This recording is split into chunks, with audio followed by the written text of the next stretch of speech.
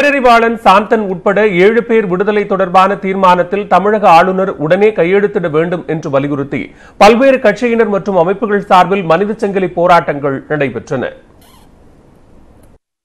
முன்னாள் பிரதமர் ராஜீவ்காந்தி கொலை வழக்கில் 28 ஆண்டுகளாக சிறையில் உள்ள பேரறிவாளன் சாந்தன் உள்ளிட்ட 7 பேரை விடுவிப்பது தொடர்பாக தமிழக அரசு தீர்மானம் நிறைவேற்றி 6 மாதங்கள் ஆகிவிட்டன.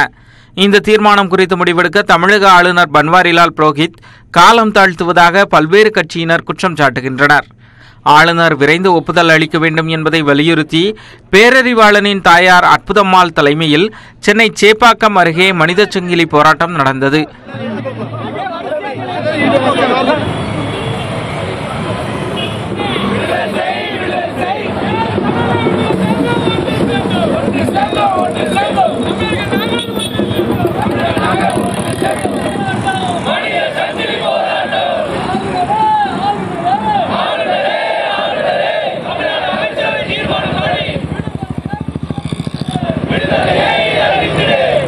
இதில் கம்யூனிஸ்ட் கட்சிகள், திராவிடர் கழகம், விடுதலை சிறுத்தைகள், பாமக, அமமுக உள்ளிட்ட கட்சிகள் மற்றும் தமிழ் அமைப்புகள், மாணவர் அமைப்பினரும் திரளாக கலந்து கொண்டனர்.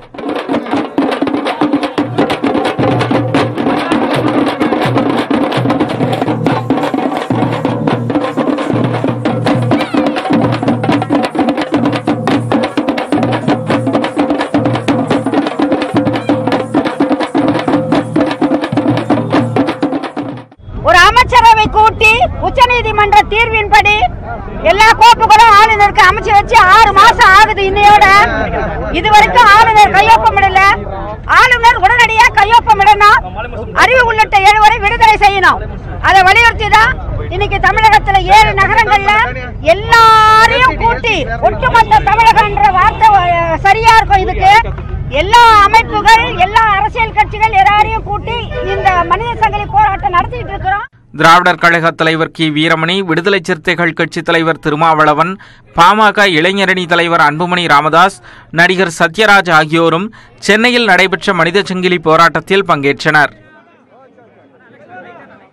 இதனிடையே 7 பேர் விடுதலை குறித்து முன்னாள் முதல்வர் கருணாநிதி அமைச்சரவை கூட்டத்தில் என்ன கருத்தை எழுதி வைத்திருக்கிறார் என்பது தனக்கு மட்டுமே தெரியும் என்றும், அரசியல் நாகரிகம் கருதி அதை சொல்ல விரும்பவில்லை என்றும் முதலமைச்சர் எடப்பாடி பழனிசாமி கூறியுள்ளார்.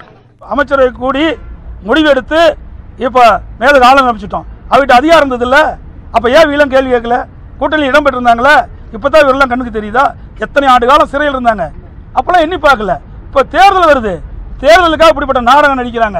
உண்மை உணர்வுபூர்வமாக நன்மை செய்யணும் கடுகளவு கூட கிடையாது.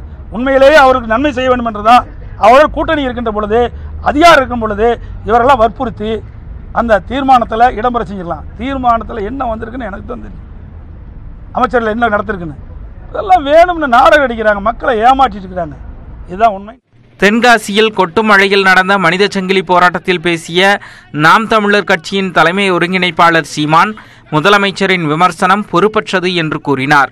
இதில் என்ன நாடகம் இருக்குது? நீங்க செய்யறது நாடகமா, நாங்க செய்யறது நாடகமா? அற்ப தேர்தல் வெற்றிக்காக ஒவ்வொருத்தையும் காலையும் பிடிச்சி கூட்டணி சேர்த்துக்கிட்டு இருக்கிற நீங்க செய்யறதெல்லாம் நாடகமா, நாங்க செய்யறது நாடகமா? நீங்க இந்த 2 மாசமா நடத்திக்கிட்டு இருக்கிறது, ஒவ்வொரு நாள் நடத்துறது நீங்க நடத்துறது நாடகமா, நாங்க நடத்துறது நாடகம்? இதுல இந்த மாதிரியான ஒரு பொறுப்புள்ள தலைவர்கள் பொறுப்புள்ள பதவியில் இருந்துட்டு பேசுறது சரியா இல்ல. மனித சங்கிலி குறித்து கன்னியாகுமரியில் செய்தியாளர்களின் கேள்விக்கு பதிலளித்த மத்திய அமைச்சர் பொன் ராதாகிருஷ்ணன், அரசியல் எதில் எல்லாம் விளையாடுகிறது என்பதையே இது காட்டுவதாக தெரிவித்தார். 7 பேர் அரசியல் எதிலெல்லாம் விளையாடிட்டு இருக்குது அப்படிங்கிறத நீங்க கண்கூடா பார்த்துட்டு இருக்கீங்க. சீமான் ஒரு ஸ்டேட்மெண்ட் கொடுத்திருக்காரு. இந்த போராட்டத்தை மேலும் வலுப்பறைய வைக்க வேண்டாம், ஆளுநர் உடனடியாக நடவடிக்கை எடுக்கணும், காலதாமதம் செய்யக்கூடாது அப்படின்னு சொல்லியிருக்காங்க. தேர்தல் நெருங்க எல்லாம் வலுப்பட்டு தான் வரும். ஆனால் மக்கள் தெளிவாக இருக்காங்க. சேலத்தில் நடைபெற்ற மனித சங்கிலி போராட்டத்தில் பரியேறும் பெருமாள் பட இயக்குனர் மாரி செல்வராஜ் உள்ளிட்ட ஏராளமானோர் பங்கேற்றனர். இதேபோல் மதுரையில் நடந்த மனித சங்கிலி போராட்டத்தில் இயக்குனர் அமீர் மற்றும் நடிகர் மன்சூர் அலிகான் உள்ளிட்டோர் பங்கேற்றனர். கோவையில் நடந்த மனித சங்கிலி போராட்டத்தில் சட்டமன்ற உறுப்பினர் தனியரசு பங்கேற்றார்.